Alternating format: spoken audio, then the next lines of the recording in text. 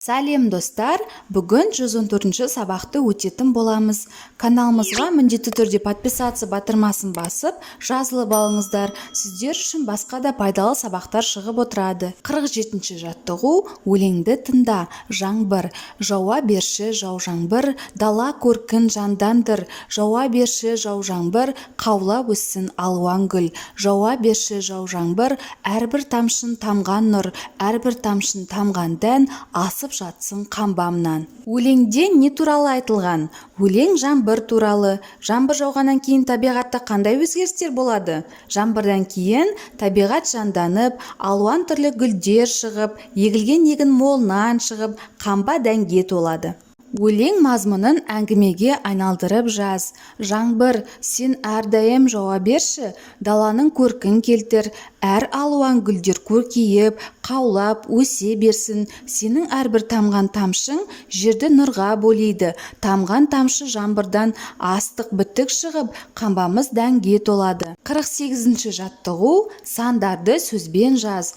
4, 5, 6, 7, 10, 20, 90, 18, 23, 56, 67 сандары. Бұлар қандай сан есімдер? Барлығы да есептік сан есімдер. Неше деген сұраққа жауап береді. 49-ші жаттығу нешінші сұрағына жауап беретін сөздерді қатыстырып сөйлем құра. Асан биылғы жылы 1-ші сыныпқа барды. Анам пойыздың 5-ші вагонынан билет алыпты.